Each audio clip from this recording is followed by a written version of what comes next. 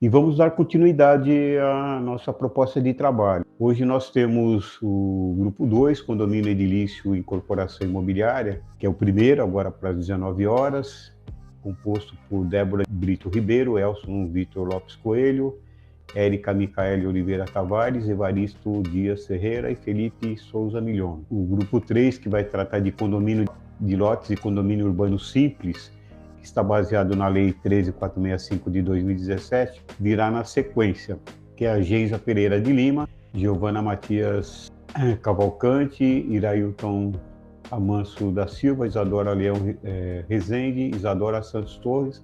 Então, inicia com o condomínio edilício e incorporação imobiliária, na sequência vem condomínio de lotes e condomínio urbano simples. Eu passo a palavra aí para vocês. Está um excelente trabalho para os dois grupos hoje. Boa noite, professor.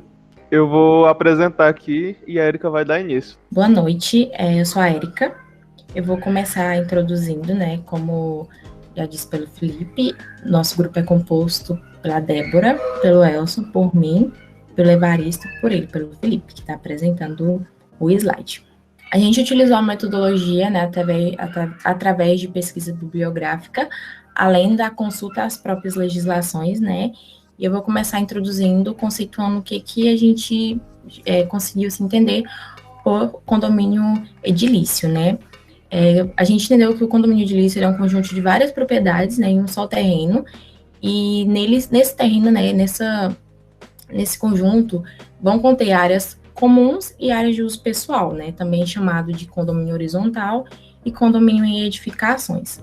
Sua previsão legal de início é na Lei 4.591 de 64, dos artigos 1º ao 27, e posteriormente ele foi recepcionado pelo Código Civil de 2002, né, nos artigos 1331 até o 1358. Uma das características que a gente vai destacar aqui no condomínio edilício é uma maior concentração de pessoas, né, em uma mesma edificação, até mesmo para diferenciar do condomínio geral. E também a posse plena sob unidade autônoma, né, porque um proprietário, caso ele queira, né, vender sua propriedade, caso ele queira alugar, ele vai ter, né, essa opção de oferecer para terceiros antes de oferecer para os moradores que lá residem, né, para os condôminos que já residem no local. Então, ele vai ter essa posse plena sobre o imóvel. A sua estrutura interna, né, como eu falei, são propriedades exclusivas e autônomas, né, mas também vão ter as partes em comum. Essas partes em comum, só ressaltando, elas podem ser tanto o elevador, tanto o solo, né, tanto o gás, que vão ser divididos, casos de apartamento, né, de unidade de moradia. E para que ocorra, né, essa estruturação, é necessário que tenham dois atos, né, que é a instituição e a constituição. A instituição, individualização das unidades, né, vão ser determinadas a fração ideal de cada uma delas, né, e qual a finalidade para aquela unidade, né, ou seja, vai ser habitacional, vai ser galerias onde vão conter lojas, escritório, enfim, coisas desse tipo. E a Constituição, né, ela vai abranger a Convenção do Condomínio. Nessa Convenção do Condomínio, né, que é praticamente um estatuto coletivo, nele vão ser abordados, né, o regimento interno, que vai servir de complemento a essa convenção, vai conter também, e essa convenção ela vai buscar regular, né, o interesse das partes, né, como que uma pessoa vai chegar, um condomínio vai chegar, vai impor seu interesse, né, e caso esse interesse dele seja aprovado por 2/3 da fração ideal, ela vai ser contida no estatuto. Só ressaltando que a fração ideal, né, seria as unidades individuais. Não vai ser por condômino, não vai ser 2/3 do condômino, mas da fração ideal, porque um condômino ele pode ter mais de uma unidade, né, nesse condomínio. Após aprovada, né, na convenção, esse tópico vai ser instaurado com base no princípio da força obrigatória de convenção, né, que vai ser, teve o voto desses 2/3, né, então, obrigatoriamente, todos vão ter que seguir aquelas regras, né, lógico que não é um princípio absoluto, uma vez que a gente tem já, né, jurisprudências, a gente já tem convenções, flexibilizando esse tópico, né, esse princípio, porque um exemplo é a criação de animais. Em algumas convenções, né, proíbe a criação de animal, mas já há jurisprudência, né, que determina que podem sim ser criados determinados tipos de animais, desde que não perturbem, né, a paz e a boa convivência dos moradores. Então, há essa flexibilidade, né, ele não é um princípio absoluto e vem sendo flexibilizado com o tempo. Nessa convenção também vão ser determinadas a taxa condominial. O que é a taxa condominial? Vai ser basicamente os gastos em comum das áreas comuns, como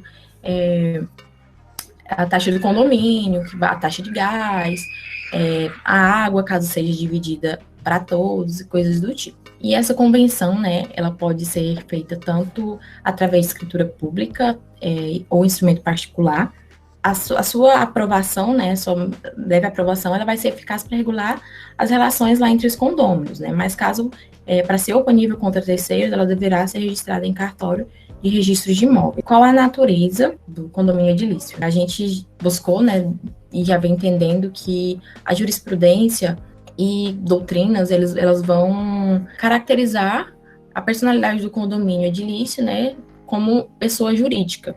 Tanto que a gente até trouxe aqui os enunciados 246 da Jornada de Direito Civil da Justiça Comum Federal, que diz, né, que deve ser reconhecida a personalidade jurídica ao condomínio edilício. Acho que agora o Evaristo vai dar continuidade. Eu sou o Evaristo, né, vou dar prosseguimento à segunda parte do trabalho, né, vou falar sobre os direitos e deveres dos condomínios edilícios. Estudo das penalidades do condomínio edilício e do condomínio antissocial. Os direitos dos condôminos, eles estão alistados no artigo 1335 do Código Civil. O direito número 1 que nós podemos apontar é o direito de usar e usufruir livremente e dispor de suas unidades, desde que não exceda aos limites legais impostos, como, por exemplo, os apontamentos do artigo 187 do Código Civil, e desde que não faça uso anormal de sua propriedade, no caso, né, não perturbando a paz social daquele local.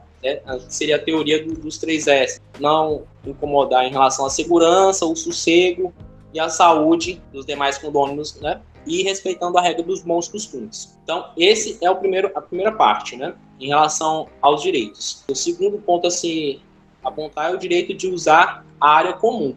Os condôminos podem usar a área comum, né? As áreas comuns, elas são classificadas em privativa de unidade autônoma, comum de uso exclusivo, né, que seria o estacionamento, e comum de uso comum, uso de todos, no caso. E o terceiro ponto a ser elencado nos direitos é o direito de votar, né, participar das assembleias condominiais, no caso, né, que pode ser feito tanto pessoalmente como por procuração, desde que o condômino, né, esteja quite, né, com suas obrigações condominiais. Dos deveres, né? Os deveres estão elencados no artigo 1336 do Código Civil, né? E é dever, então, né, do condômino contribuir para as despesas condominiais, no caso, né? Salvo disposição em contrato. E ele deverá contribuir tanto para as despesas ordinárias como para as extraordinárias. Aquelas despesas eventuais que venham a ser necessárias, né, para a manutenção da localidade. Ele não deverá realizar, né, obra que comprometa a segurança da edificação e também não deverá alterar a forma e a cor da fachada externa, das partes e esquadrias externas. O condômino deve dar a sua parte à mesma destinação que a edificação, no caso, né? Se for para fins residenciais, vai ter que seguir esse rito, né?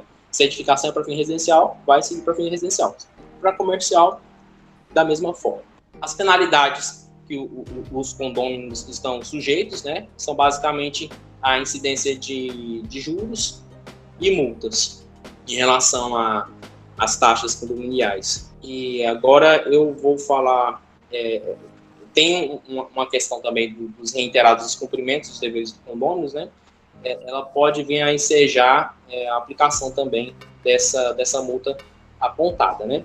Aí agora o condômino antissocial. O condômino antissocial, o que caracteriza, né, é a reiteração do mau comportamento, da má conduta em relação aos demais condôminos. Ele pode ser constrangido a multa até o décimo tendo alguma possibilidade de constrangimento de usos de áreas comuns. Né? Pode não haver esse constrangimento, né, pela violação da dignidade da pessoa humana. O que a jurisprudência tende a fazer em relação a isso, né, visto que não há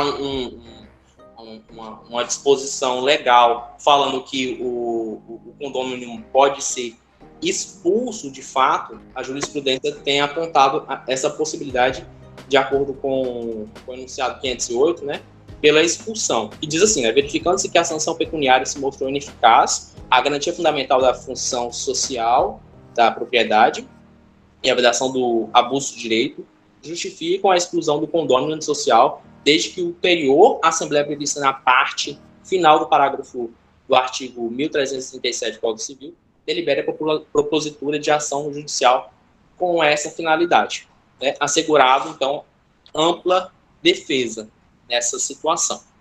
É isso. Boa noite a todos, meu nome é Felipe Souza Milhomem e eu vou falar agora sobre a administração do condomínio. Eu vou começar primeiro com a figura do síndico. O síndico, ele está previsto no artigo 1347 e a Assembleia vai escolher um síndico que poderá ser ou não condômino para administrar o condomínio, por prazo não superior a 2 anos, ao qual poderá ser renovado. Em relação às questões referentes ao síndico, visto que esse artigo ele é muito subjetivo, a maioria dos pormenores ele vai ser feito em convenção com o condomínio.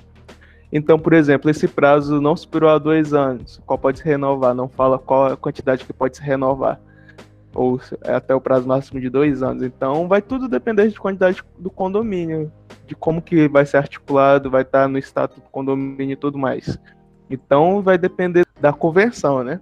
A missão principal do síndico, aqui na doutrina que eu utilizo, expressa que é preservar os serviços indispensáveis ao funcionamento normal do prédio. Então, o síndico tem por objetivo zelar por isso. Zelar principalmente pelas convenções do condomínio. Então, se o condomínio fez essa convenção que determinada conduta não deve ser seguida, o síndico vai lá e vai fazer valer isso. Vale também ressaltar que o exercício das atividades será gratuito ou assalariado, porém não vai gerar um vínculo empregatício com o condomínio. Vale também que ele é responsável por convocar a assembleia extraordinária e ordinária. A ordinária vai se dar uma vez no ano.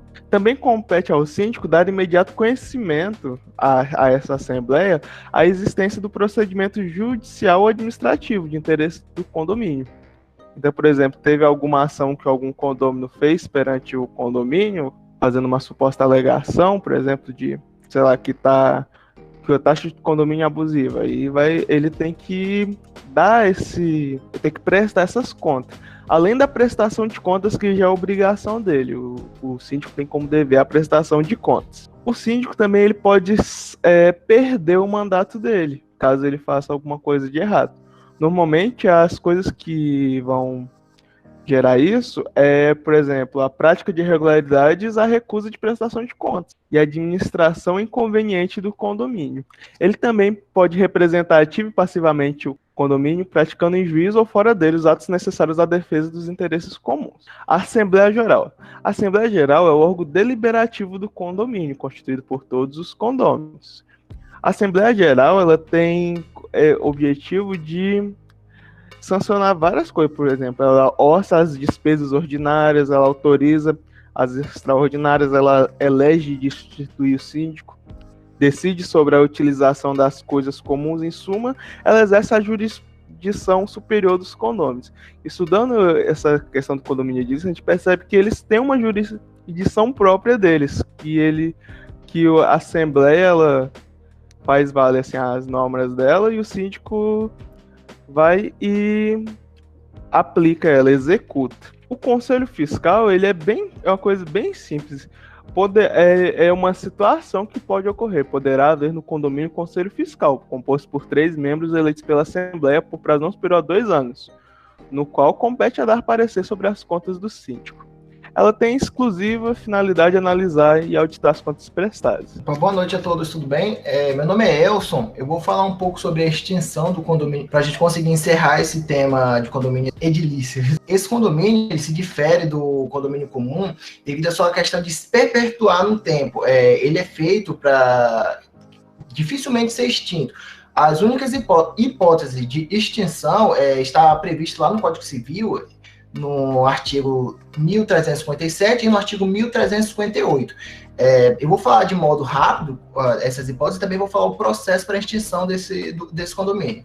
A primeira hipótese é pela destruição do imóvel por qualquer motivo, como por exemplo, incêndio, terremoto e inundação.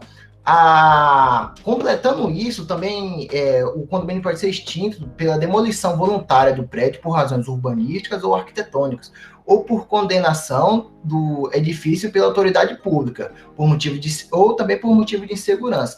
Dessa forma, e o processo para que se dê o condomínio por deliberação da maioria absoluta, poderá optar pela reconstrução ou venda do edifício. Dessa forma, se optar pela reconstrução, os condôminos vão contribuir proporcionalmente à fração ideal de cada um. Se optar pela venda, o apurado será dividido de acordo com a fração ideal de cada um. E caso opte pela reconstrução do condomínio, ele também poderá vender sua parte aos demais condôminos mediante avaliação judicial, tá bem? E a segunda hipótese é a de desapropriação do edifício. Aí a gente vai entrar em uma questão já de interesse público que ocorre lá por questões que o poder público quer aquele imóvel para certas questões. Nesse caso em específico, vai ter aquela compensação que o Estado vai dar ao indivíduo, e lá vai ser repartido de acordo com a infração ideal de cada condômino. Há de se salientar também que já tem a jurisprudência do STJ pacífica, no sentido de um processo de desapropriação do edifício, é necessário citar todos os condôminos, não só o síndico, como o nosso colega acabou de falar, o Felipe. O síndico ele pode representar em juízo interesses comuns do condomínio, mas nesse caso específico de desapropriação, a gente está tratando sobre interesses privados. Dessa forma, sob pena de nulidade do processo judicial, é necessário a citação de todos os condôminos para poder responder em juízo. Dessa forma, há também uma questão da extinção por meio de um indivíduo comprar todas as unidades do condomínio, mas isso é uma questão mais doutrinária, não tem positivação. Então, a gente acaba encerrando esse conteúdo e agora a gente vai passar para a incorporação imobiliária. Boa noite, professor. Boa noite, colegas. Me chamo Débora e vou falar um pouquinho sobre a incorporação imobiliária.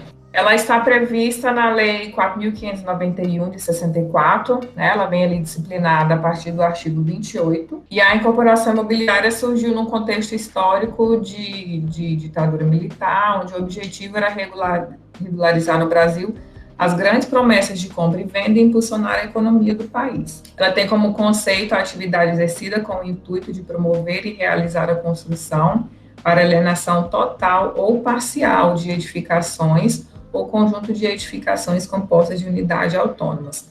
Esse é o conceito dado pela lei, e a doutrina também conceitua assim de forma mais clara como sendo o conjunto de atividades relacionadas à construção de edificações. A incorporação imobiliária, ela tem a finalidade de construir ou promover a construção de edificações ou conjunto de edificações, bem como a sua comercialização total, parcial, composta de unidades autônomas, que formam o seu condomínio. Então, muita gente confunde a incorporação imobiliária com a construção. A incorporação, ela tem o objetivo de captar recursos por meio dos possíveis adquirentes, né, de imóveis ainda não construídos, e esse talvez seja o principal benefício da incorporação, porque ali o incorporador, ele vai poder oferecer imóveis que ainda não existem. Eu até desconheço alguma outra forma de contrato, de negócio, de coisa que não existe. Então, a incorporação, ela tem esse papel de se fornecer bens ainda não existentes, mas existe ali uma promessa de de construção, e mais pra frente vamos ver que a lei ela exige muito do incorporador, né, para que esses possíveis compradores, eles financiem ali o seu dinheiro, investam ali o seu dinheiro, mas também tenham como garantia de que aquele imóvel será construído. A principal característica da incorporação é a possibilidade de colocar à venda unidades ainda não construídas, né, como eu disse, que é o chamado imóvel na planta. E aí, como facilidade, essas incorporadoras, elas conseguem, com muita facilidade, recursos junto a instituições financeiras.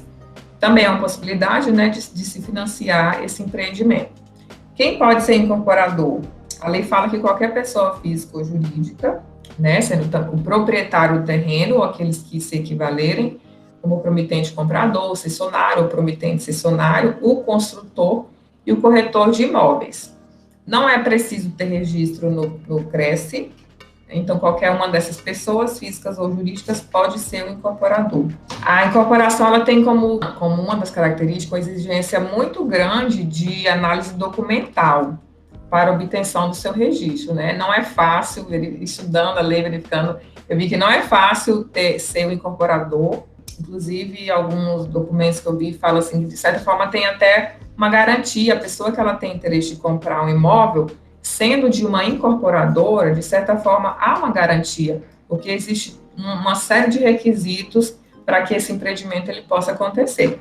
Então, para se conseguir o registro, é necessário o título de propriedade do terreno, certidões negativas de impostos federais, estaduais, municipais, protestos, ações cíveis, criminais. Assim, a relação, né, algo assim bem extenso, é uma verdadeira investigação ali daquele incorporador, tanto em questão financeira, né, e eventuais dívidas já junto aos entes municipais, estaduais, enfim. Histórico de títulos de propriedade do imóvel abrangendo os últimos 20 anos, acompanhando todos os respectivos registros, inclusive com relação ao terreno, é um dos primeiros itens a ser analisado quando existe a intenção da incorporação, e talvez um dos mais importantes, porque um terreno ali cheio de embaraço, já eventual disputa, ou enfim, alguma coisa irregular, pode gerar prejuízos para esses futuros compradores. Então, assim, a análise do terreno adquirido para a instituição desse empreendimento, ela é muito importante, já. O projeto de construção, também o incorporador precisa apresentar o projeto de construção devidamente aprovado pelas autoridades competentes. Cálculo das áreas das edificações, discriminando ali toda a área global, precisa ter, além da área global, precisa ter as áreas individuais, os números de garagem, o número de apartamentos, enfim, é um memorial descritivo do que é o empreendimento, contendo área, metragem, enfim, tudo muito bem descrito. A avaliação do custo total dessa obra, né, atualizada até a data do arquivamento. A lei fala arquivamento, mas depois lendo a lei eu entendi, esse arquivamento é o momento da apresentação ali, que o incorporador vai apresentar esses documentos. A discriminação de frações ideais, né, como eu falei, como elas corresponderão, como elas serão. Minuta de futura convenção, atestado de idoneidade financeira fornecido por estabelecimento de crédito que opera no país há mais de 5 anos. Esse registro, ele tem... Esses são alguns dos itens. A lei, ela traz, na verdade, muitos outros itens, mas se eu pusesse aqui, talvez estipularia o prazo. Esse registro, ele tem uma validade de 120 dias, né? E nesses 120 dias, o incorporador só poderá negociar as unidades... Ele tem 120 dias. Se ele não puser incorporação, vamos dizer assim, nas efetivas vendas, passado esse prazo, ele precisa atualizar toda essa documentação do cartório do registro de imóveis. Inclusive, apresentada toda a documentação, é feito um registro, né, do cartório de registro de imóveis, e a partir desse registro é possível efetuar a venda desses imóveis na planta. O incorporador, ele tem o direito também de estipular um prazo de carência, vamos dizer assim, mas esse prazo não pode ser superior aos 120 dias de validade dos documentos. E nesse prazo de carência, é como se fosse o prazo que ele tem ali para pensar se ele vai mesmo efetuar o empreendimento ou não. Porque uma vez definido, ele não pode mais desistir do empreendimento. Mas se ele disser que ele vai ter um prazo de carência, não, esse prazo não pode ser superior a 120 dias, ele ainda vai ter esse prazo aí de stand-by. Esses contratos, junto com os promitentes compradores, eles são irretratáveis. Uma vez registrados, conferem direito real a terceiros. O oficial de registro que receber esses documentos, essa documentação, se de alguma maneira não verificar a legalidade desses documentos ou, de certa forma, até ajudar ali a fraudar alguma coisa, ele responde civil e criminalmente por essa documentação incompleta ou oferecida de maneira ilegal. A incorporação, ela tem os regimes de construções, né, que são regimes de empreitada e regime de administração. Então, os empreendimentos de incorporação, eles podem ser construídos mediante preços fixos ou reajustável com índice previamente determinados. Ou ainda no regime de administração, que é como se fosse os próprios promitentes compradores, ali, futuros condôminos, que se organizam e fazem essa construção dessas unidades habitacionais. Né? Nesse regime de administração, o custo integral da obra é de responsabilidade dos proprietários ou adquirentes das unidades. Existe aí nesse tipo de regime a comissão de representantes, e aí os próprios representantes, os futuros moradores ali que representam a comissão de toda os condôminos, ele possui poderes para examinar documentos financeiros, fiscalizar a condução do empreendimento e exercer atividades de regular funcionamento do condômino. Os próprios moradores, eles mesmos vão financiar, tanto eles, mas também podem conseguir verbas em instituições, e eles mesmos vão gerir ali aquele empreendimento, né, em prol deles próprios. O patrimônio de afetação, ele está previsto na Lei 10.931 de 2004, mas ele veio alterando a lei anterior, né, a Lei de 1964, onde fala sobre a incorporação. O patrimônio de afetação, ele busca maior proteção do adquirente nos imóveis na planta. É uma adesão facultativa, é um regime, vamos dizer assim. O incorporador, ele não é obrigado a participar desse regime, mas quando ele participa, a incorporação, ela tem benefícios fiscais e previdenciários. Isso é justamente para incentivar os incorporadores a aderirem a esse tipo de regime, que é o patrimônio da afetação. E o patrimônio da afetação, ele tem o intuito de assegurar a continuidade e a entrega das unidades de construção aos futuros adquirentes, mesmo em caso de falência ou insolvência do incorporador. E funciona da seguinte forma: esse patrimônio incorporado, a incorporação imobiliária é a incorporação do empreendimento no terreno. Então, assim, e no patrimônio de afetação, este patrimônio incorporado, ele é dissociado do patrimônio do incorporador. Isso é muito bom para os adquirentes dessas unidades, porque em caso de eventuais dívidas desse incorporador, esses patrimônios, eles não se confundem. Então, são patrimônios diferentes a partir do momento em que a incorporação entra com aquele empreendimento ele tem um patrimônio à parte, inclusive existe uma contabilidade própria para aquele patrimônio, né, não se confunde com o patrimônio do incorporador. O patrimônio de afetação está previsto no artigo 31A da Lei 10.931, né, que veio complementando a Lei de 1964, e a lei fala que é o regime pelo qual o terreno e as ascensões, objeto de incorporação imobiliária, bem como os demais bens e direitos a ela vinculados, manter-se-ão apartados do patrimônio do incorporador e constituirão um patrimônio de afetação destinado à consecução da incorporação correspondente e à entrega das unidades imobiliárias aos respectivos adquirentes. Benefício ao adquirente do imóvel. No caso de uma garantia real, por exemplo, uma hipoteca, essa hipoteca ela não vai poder ser usada em outros patrimônios de afetação do incorporador, né? Dada a garantia ali por aquela pessoa que tem a intenção da compra do imóvel, ela deve ser usada exclusivamente nesse patrimônio de afetação do empreendimento a qual ela está adquirindo. Por que isso? Porque o incorporador pode ter vários outros empreendimentos. Então, assim, para que não fique aquela coisa de tira dali, pega daqui, né, até mesmo como uma garantia e uma segurança para o adquirente das unidades, o patrimônio de afetação, os bens dados em garantia só podem ser usados naquele patrimônio específico, tá? Tá? Existe a comissão de representantes, formada por membros dos próprios compradores, e eles também têm a função de fiscalizar esse patrimônio de afetação, eles verificam se de fato está sendo feita a contabilidade correta, se os recursos daquele patrimônio estão sendo aplicados de maneira correta. Eles podem, inclusive, se acharem que não está de maneira correta, eles podem solicitar auditoria naquelas contas, eles têm poder de solicitar documentos financeiros, verificar ali se o andamento das obras coincide, se o que é registrado nos documentos coincide com o que de fato está acontecendo. Então, tem essa comissão, existe na figura do patrimônio de afetação essa comissão de representantes.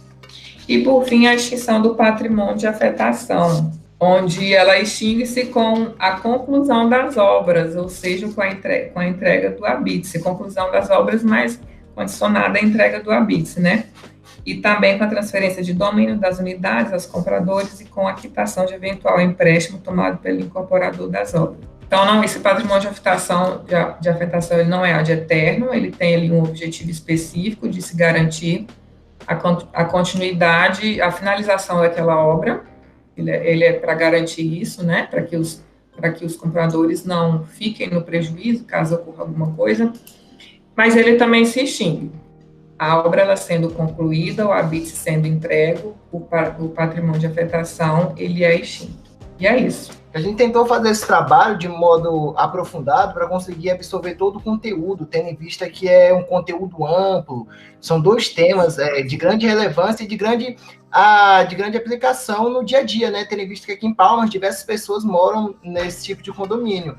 Então, por isso, a gente tentou fazer esse condomínio e acabou se prolongando um pouco. Peço perdão a todos e a gente encerra aqui. Muito obrigado. Parabéns aí ao grupo. Obrigada, professor. Realmente é um tema muito extenso. Parabéns aí pelo trabalho, tá? Realmente o que você colocou é bastante extenso. É um tema muito extenso e nós tivemos até um pouco de dificuldade de ver o que seria dito, né? Porque, assim, a gente olha e vê tanta coisa importante e não caberia no tempo. Agora, condomínio de lotes e condomínio urbano simples, com o segundo grupo. Então, pessoal, hoje a gente vai falar aqui sobre condomínio de lotes, né? Se alguém tiver alguma pergunta, pode deixar aqui no chat, ou então fiquem à vontade para abrir o áudio depois que acabar a apresentação, tá? Eu sou a Isadora Torres e vou começar falando para vocês sobre aspectos introdutórios, tá bom? Então, gente, condomínio de lotes é o mesmo que a gente conhece sobre condomínio fechado hoje. É uma modalidade, né, de condomínio edilício. Eu vou só relembrar o que a Érica falou na apresentação deles, né, que o condomínio edilício tem partes que são de propriedade exclusiva e também partes que são de uso comum, né?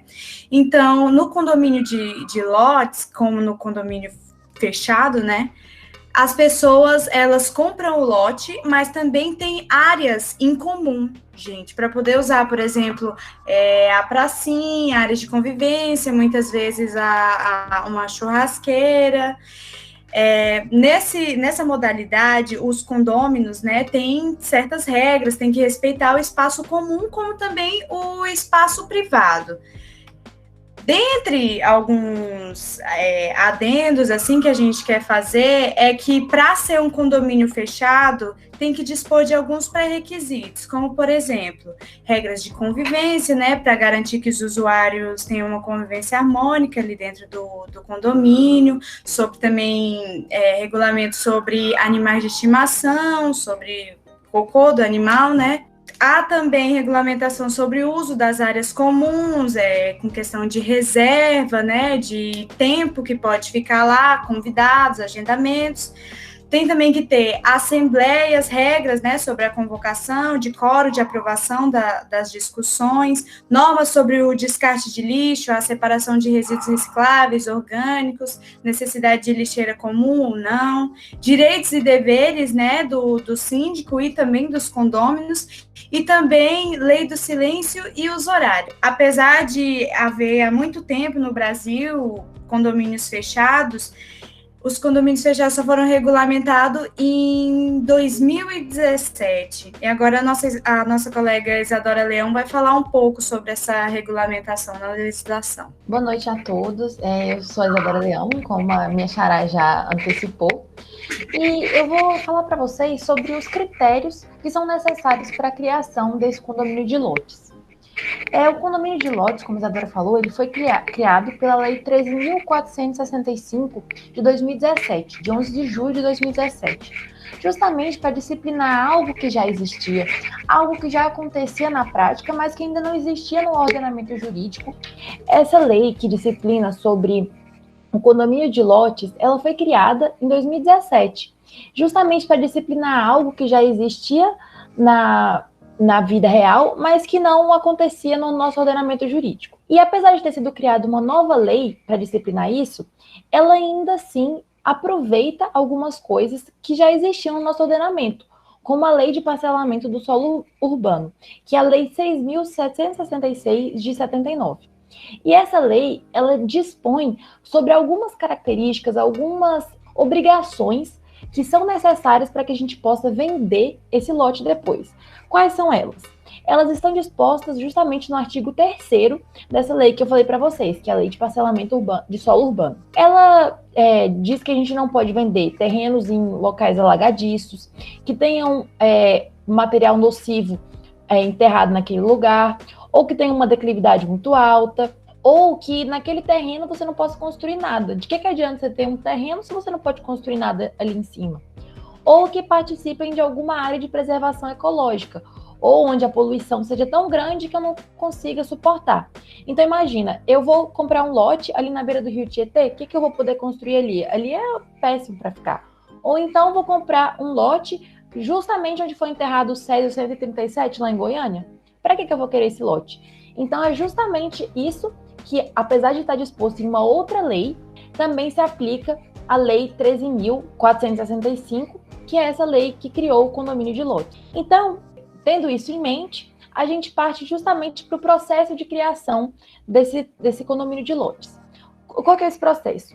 Primeiro, o empreendedor, que é como a gente chama o proprietário dessa terra que vai vender, ele vai lá e parcela o solo. Então, significa que ele chega lá naquele lote dele, vê aquele imensidão e pensa, bom, vou ganhar o dinheiro aqui e vou parcelar esse lote. Então, ele decide dividir ali em uma determinada quantidade de terrenos. Depois disso, ele manda para a prefeitura ou para o Distrito Federal, a depender da localidade de onde está esse terreno dele. Então, se for um solo que seja, por exemplo, competência concorrente da União e do Estado, ele tem que ter a autorização desse projeto do Estado e da União. Depois dessa aprovação, ele passa para o registro. E quem é que vai registrar? É justamente o cartório que for responsável. Aqui em Palmas a gente não tem vários cartórios onde a gente vai para registrar um imóvel ou um casamento? Cada um é responsável por alguma coisa. Da mesma maneira, os cartórios de registro de imóvel. Então, você vai lá no cartório respectivo e registra o seu imóvel. Só depois desse todo o processo é que o empreendedor vai poder comercializar esse lote. Então, isso acontece justamente, essa criação, esse regramento novo, acontece justamente para disciplinar essas coisas e ficar tudo mais claro para quem quiser comprar o lote, saber quais são as suas garantias e para quem quiser vender, saber quais são os seus deveres. Boa noite, meu nome é Geisa. Eu vou falar um pouco a respeito das mudanças que veio, com o advento da promulgação dessa lei, que é a lei de número 13.465, que ela foi publicada em 11 de julho de 2017. Bom, essa lei ela dispõe sobre a regularização fundiária, rural e urbana, sobre a liquidação de créditos concedidos aos assentados da reforma agrária e sobre a regularização fundiária no âmbito da Amazônia Legal. Ela também institui mecanismos para aprimorar a eficiência dos procedimentos de alienação de imóveis da União. Bom, vou falar um pouco a respeito dos aspectos gerais e depois eu vou concentrar ela na questão da criação do condomínio de lotes. A respeito dos aspectos gerais, as modificações legislativas, elas têm, como objetivo, em termos gerais, promover a regularização fundiária, disciplinando situações que, na prática, já estão tomando forma. Dito isso, é fácil a gente entender o porquê da relevância do tema. esse entendimento ele não serve apenas para a atuação do profissional, né, do operador do direito, mas também para todo e qualquer cidadão, tendo em vista a recorrência prática das situações que vamos analisar. Aprovada em julho de 2017, como eu já citei, em meio a polêmicas e críticas, essa lei de número 3.465, ela vem de uma antiga medida provisória, de número 759, e alterou aspectos essenciais para a regularização aí fundiária, tanto urbana quanto rural. Mas quais são as principais mudanças trazidas por essa lei na regularização fundiária urbana? Segundo a professora Rosane Tierno, que também ela integra o Instituto Brasileiro de Direito Urbanístico, o IBDU, essas alterações promovidas pela lei são complexas. Aproximadamente 20 legislações foram alteradas aí, entre elas o Estatuto da Cidade e a Lei de Registros Públicos, por exemplo. Na prática, essa alteração ela acabou paralisando os processos de regularização fundiária que já estavam em aberto. A nova lei ela fixa esse entendimento de regularização fundiária urbana como a simples titulação do imóvel, quando o conceito anterior previa uma série de medidas associadas às condições dignas de moradia e acesso à infraestrutura adequada. Na exposição de motivos da lei, é possível compreender a escolha do legislador por uma concepção de cidade remetendo à questão da eficiência. Em relação à criação do condomínio de lotes, vamos entender um pouco o que mudou com o advento dessa lei. Bom, o legislador ele criou a lei de número 13.465 como uma verdadeira coxa de retalhos aí, que acabou modificando diversas legislações, né, como eu já disse anteriormente, afetas ao direito imobiliário, dentre as quais houve a criação do chamado condomínio de lotes, que foi o que a nossa colega Isadora falou, e loteamento de acesso controlado. Com a lei, o condomínio de lotes ele está hospedado ali no artigo 1358-A do Código Civil e credenciado também pelo artigo 2º, parágrafo 7º, e pelo artigo 4º, parágrafo 4º da Lei de número 6.766, de 79. Com olhos na impotência jurídica tradicional, para enfrentar a realidade de informalidade generalizada, representada pelos loteamentos fechados, né? Essa lei, ela criou uma nova espécie de condomínio, batizado de condomínio de lotes. As regras centrais dessa nova espécie de condomínio foram colocadas com acerto no Código Civil, ao lado de outras figuras de condomínio. E o Código Civil, ele acabou disciplinando a matéria em apenas um artigo, que foi o artigo já citado, que é o de número 1358-A. Agora, esse artigo, ele passa a permitir a criação de um condomínio que será composto por lotes, os quais estarão necessariamente vinculados a uma fração ideal das áreas comuns, em proporção a ser definida no ato da instituição. Isso significa que nesse arranjo espacial, as ruas, as praças e as demais áreas de uso comum, elas não são transferidas à propriedade do município, mas continuam sendo propriedade privada, pertencente aos titulares do lote, de acordo com a respectiva fração ideal. Como se vê até o advento dessa lei, ao ser realizado o parcelamento do solo, não poderia haver a criação de áreas de propriedade comum dos proprietários dos lotes, ao contrário do que sucede quando se tem um condomínio edilício, né, que já foi citado. Os proprietários dos lotes, eles não são donos das ruas, das praças e das calçadas, né, mas o parcelamento do solo, ele distingue-se, portanto, do condomínio edilício vertical, que é o de casas, nesse aspecto aí. Daí decorre que, em princípio, se não houver consentimento municipal, as ruas elas não poderiam ser bloqueadas a terceiro. Isso significa que, se não houver um ato administrativo autorizando a instalação de portarias ou de cancelas para poder restringir ou controlar o trânsito de veículos e de pessoas por essas ruas, né, pelas calçadas da região loteada, essa prática era ilegal. Afinal de contas, a circulação pelas ruas e pelas calçadas, a qualquer pessoa, ela é essencial para a dinâmica da própria cidade, por permitir a livre circulação. Então, tem-se essa ideia de que as cidades elas não podem ser compostas por vários feudos murados que dificultem o trânsito de veículos de pessoas. Agora é o nosso colega Irailton. Boa noite. Como minha colega já falou, eu vou falar um pouco sobre o cálculo da taxa de condomínio, mais especificamente sobre a fração ideal. A regra geral está contida no Código Civil, no artigo 1336, no inciso 1º. As formas de cobranças possíveis são 3. A cobrança por unidade, a cobrança por previsão orçamentária e a cobrança por rateio.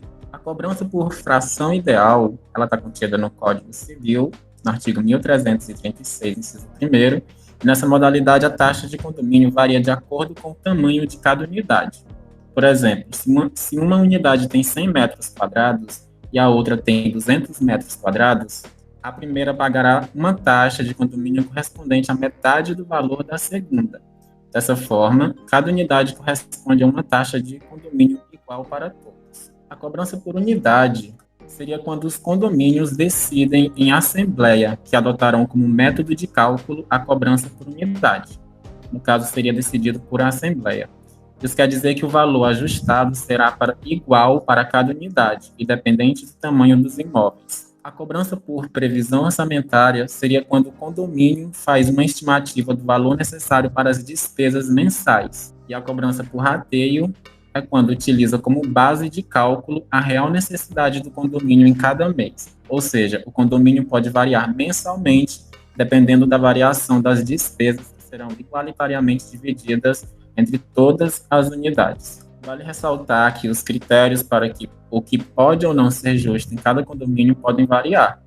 Por isso é importante manter o constante diálogo e participar ativamente das decisões condominiais, que no caso seriam as assembleias. Agora, minha amiga Giovana. Boa noite a todos. Sou a Giovana e eu vou falar sobre condomínio urbano simples. Essa espécie de condomínio está disciplinada nos artigos 61 a 63 da Lei 13.465, de 2017. E, como o próprio nome já fala, né, é aplicável em imóveis urbanos.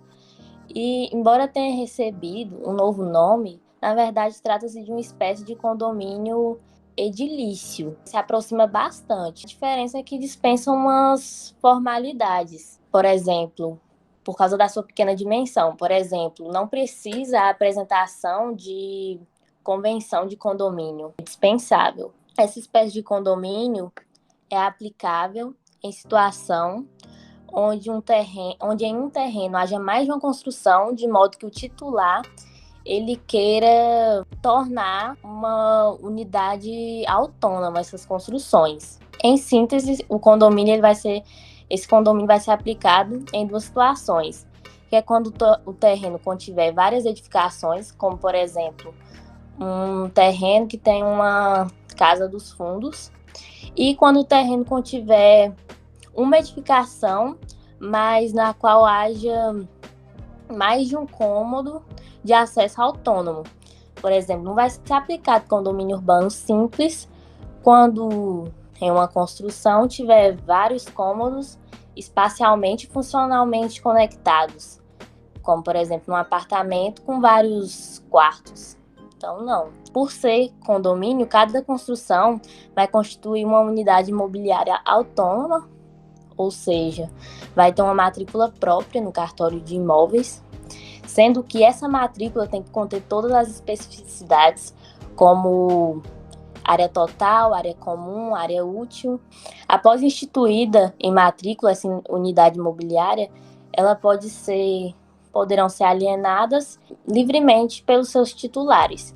Essas unidades tem que observar que sempre tem que respeitar os parâmetros urbanísticos locais e sempre respeitar o acesso às vias públicas. Embora, no geral, no que tange a gestão do condomínio, se aplicam-se as regras do condomínio edilício, como se afirma no artigo 61, os condôminos eles podem fazer acordos entre si, entrar em um consenso e ver o que é melhor. Por exemplo, eles podem, assim como no condomínio edilício, eles podem nomear um síndico ou um administrador. Eu agradeço a atenção de todos e é isso, obrigada.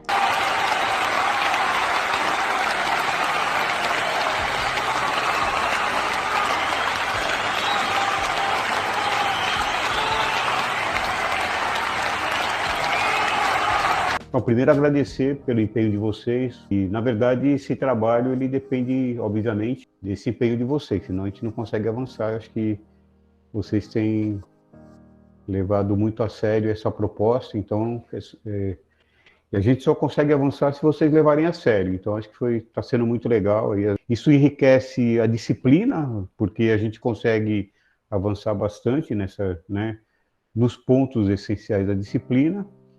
E enriquece também para os colegas aí que estão acompanhando. Acho que isso é bem importante. E também, né, o fato de vê-los aí protagonistas. Nós precisamos, inclusive, enquanto professores, né, oportunizar essa possibilidade de vocês estarem aqui protagonizando, né, o trabalho. Acho que é bem importante. Eu só vou perpassar por alguns pontos que eu acho que são importantes para que a gente fixe. A incorporação, na verdade, ela antecede a instituição do condomínio, tá? Não existe, então, incorporação de um único proprietário. A incorporação obrigatoriamente tem que acontecer com a existência de mais de um proprietário, até por conta de, como a Débora colocou, a incorporação, né, ela antecede a instituição do condomínio, então, e ela realmente é a venda ainda assim, sem existir o prédio efetivamente, sem existir a edificação. Então, a incorporação, ela tem todo um processo que é extremamente complexo, né, que a gente apresentou num relato bem sucinto, para que vocês consigam fazer essa relação, né, da incorporação com o condomínio. Então, tanto é que nós vamos ter mais uma parte do condomínio quando a gente falar de multipropriedade ainda na semana que vem. Então, para vocês terem ideia, né, é um caminho extremamente longo. Então, a incorporação ela tem uma parte técnica extremamente complexa, né, que é toda a estruturação dela, né, e quem vai incorporar, quem vai construir, quem vai vender. Isso normalmente, inclusive, são pessoas jurídicas e pessoas jurídicas distintas, né? Então, acho que é importante também entender toda essa complexidade, né, para entender depois a instituição do condomínio. E a afetação, eu havia cobrado, até porque ela veio como um instituto de extrema importância, que pela segregação do incorporador, né, com efetivamente, né, com o negócio, a construção, né. Isso decorreu porque, na verdade, a incorporação ela passou por um processo de descrédito. Algumas construtoras não entregavam prédios, enfim, tinha vários golpes, né, construtoras que construíam no país todo e não entregavam em lugar nenhum, e depois tinha falência. E aí quem comprava entrava, né, nesse processo e normalmente pela hierarquia de preferência terminava normalmente não recebendo. Então a afetação ela segrega e ela dá garantia de você receber o que você pagou até aquele momento. Se a construtora entrar em falência, aquela obra ela se distingue, né? Ela não entra no processo, e aí o grupo que comprou aquele imóvel é que vai tentar resolver, ou vai vender e dividir o dinheiro, ou vai terminar de construir, e aí cada grupo é que vai resolver. Então a afetação ela é importante, né, por esse motivo. Se institui condomínio após a construção, após a incorporação. Para se instituir condomínio tem a convenção. A convenção, em grande parte, é feita por documento particular, mas depois é levado a registro de imóvel até para efeito contra terceiros. É muito importante. Então esses pontos eles são essenciais, e vocês observaram que os grupos repetiram, né, a questão da convenção, a questão da administração do condomínio, como é que funciona, tal, porque tem um parâmetro muito, muito semelhante, né? Aí as áreas exclusivas, a área comum, a gente tem que ter essa distinção clara, inclusive até por conta de que o condomínio edilício tem unidade autônoma, né? Então, independente da relação condominial, o apartamento é meu, eu tenho que obedecer, lógico, os critérios que foram colocados. Eu não posso modificar, né, a fachada, eu não posso, enfim, tem algumas restrições à propriedade, mas eu posso vender a qualquer momento, enfim, eu tenho autonomia plena, tá? Dentro da minha área exclusiva, privada. E as áreas comuns, não, elas são divididas entre os demais condôminos. A administração é pelo síndico, conselho consultivo, conselho fiscal, aí cada condomínio, depende do tamanho, enfim, é que vai fazer essa administração, e basicamente isso. Indo para o condomínio de lotes, condomínio urbano, gostei que citaram aqui a Rosane Tierno, né? A Rosane Tierno é a nossa parceira do Instituto Brasileiro de Direito Urbanístico. Eu sou conselheiro lá, enfim, eu sou conselheiro da região norte do Instituto Brasileiro de Direito Urbanístico, e aí a gente tem um trabalho bem próximo mesmo à questão de regularização fundiária, e a Rosane é uma referência nacional dessa área, nossa colega lá do IBDU. Só para apontar para vocês que a 13465, vocês não tinham obrigação de mencionar, mas eu vou enriquecer um pouco mais o trabalho que vocês realizaram. A 13465 nasce da MP 759 de 2016, em dezembro de 2016. Em 2017 ela se converte na 13465, e em 2018 tem o decreto regulamentador 9.310, que veio no dia 15 de março de 2018 e que regulamenta o condomínio de lotes, está lá no capítulo 7º, artigos de 64 a 66, e normatiza também o condomínio urbano simples, que está lá no capítulo 9º, artigos 69 a 72, tá? Então, revisitem o decreto, que acho que é importante, porque o decreto vai trazer as minúcias, né, de como vou fazer aí os condomínios de lotes, que realmente tem uma certa semelhança, não integralmente, né, aos condomínios existentes hoje aí os condomínios urbanos existentes, né? A diferença é que inexistia, vocês colocaram a 6766, é que é a lei de parcelamento, tá? E o que acontece? Começaram a vender esses lotes de maneira irregular, né? No centro da cidade, cercando os lotes, né? Então isso gerava uma série de problemas, e a 13465, depois com o decreto regulamentador, veio com essa finalidade, de resolver esse problema da regularização dos lotes já existentes, e aí oportunizar a criação de novos lotes. Tal. E aí, obviamente, é o que foi colocado a 13465, a partir do nascedor, a partir da MP 759, ela tem uma série de discussões, porque ela traz um rompimento com as leis anteriores que tratavam disso. Então ela tem um rompimento pensando mais na questão voltada para a especulação imobiliária, enfim, essas questões todas que terminam... É um facilitador de existir algo altamente questionável, né? Um condomínio de lotes, né? É altamente questionável, mas está aí, né? É um formato.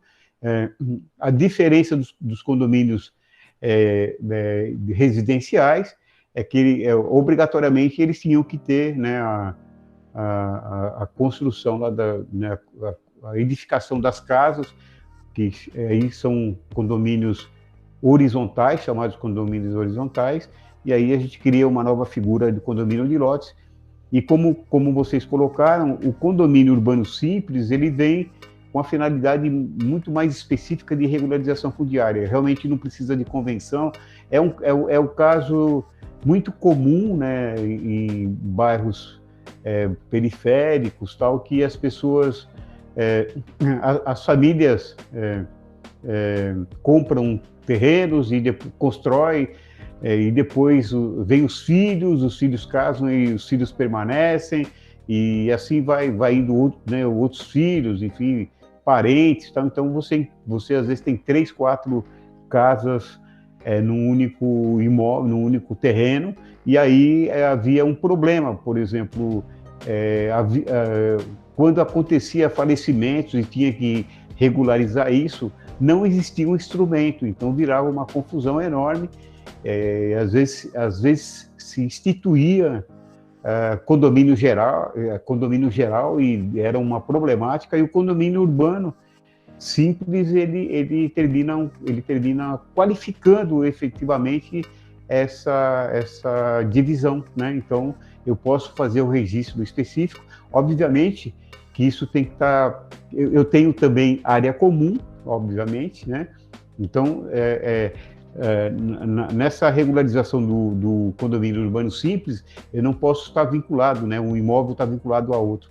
Por exemplo, para ir para a residência do fundo, eu não posso passar dentro da residência da frente. Então, eu vou passar na sala da residência da frente para chegar na residência do fundo. Então, isso não é possível. Tem que ter os imóveis separados e ter algumas áreas comuns. Então, mas simplificou bastante e resolveu um problema de regularização que realmente era muito problemático, tá? Então, eu só pontuei esses aspectos que eu julgo que são mais... que merecem um destaque um pouco maior, mas, né, obviamente que vocês têm que se aprofundar.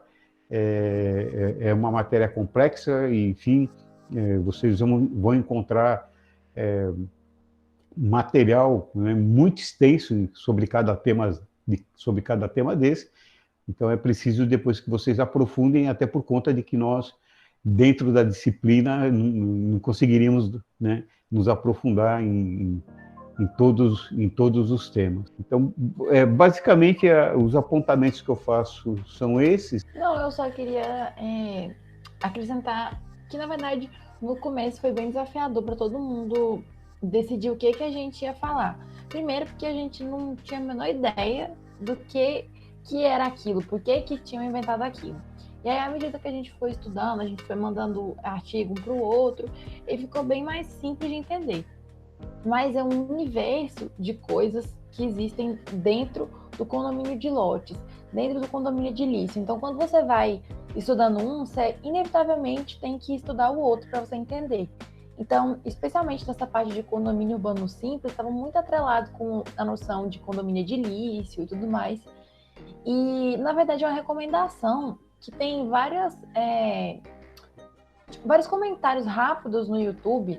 Tem eu esqueci o nome do vídeo, do canal, mas se você procurar lá, condomínio de lotes, vai ter um vídeo do presidente da OAB lá de São Paulo, que ele também é membro de um desses institutos aí de direito urbanístico, e em 10 minutos ele consegue explicar de uma maneira bem sucinta o porquê que a gente criou o condomínio de lotes e tal, e eu acho muito interessante. E se vocês tiverem oportunidade de assistir esse vídeo, é só procurar lá condomínio de lotes ou então condomínio urbano simples, que vocês vão cair nesses vídeos. E é um assunto muito interessante, que igual acho que foi o Elson falou, né, durante a apresentação deles, que todo mundo, a maioria das pessoas aqui, ou muitas pessoas moram em condomínios, ou conhece alguém que mora, e tem muita picuinha, muita coisa que a gente não faz ideia. Então eu acho muito interessante, se vocês puderem dar uma olhadinha nesses vídeos, com certeza vai ter muito mais coisa do que a gente falou aqui, porque, né, como vocês sabem, o direito é infinito, e com certeza vocês vão achar coisas bem interessantes para ver e tudo mais. Obrigado, Isadora. Quer falar, Débora? Então, professor, nosso grupo também teve uma dificuldade, assim, com o entendimento do conteúdo, mas acho que seja normal, porque realmente é um conteúdo, além de extenso, um pouco complexo mesmo. Eu senti dificuldade, sim, li várias vezes a mesma coisa para entender, mas no final deu tudo certo. Com certeza tenho outras dúvidas de coisas que eu não abordei aqui, mas, assim, dúvidas de tal maneira que, até para questionar, eu preciso entender um pouco melhor, né? Que a gente, às vezes, chega num estágio, assim, que não consigo nem perguntar, porque determinada coisa ali não entendi. Mas, assim, do que foi colocado aqui, do que foi exposto, por mim tá tranquilo. Não sei como que os demais colegas do grupo acharam, mas é isso.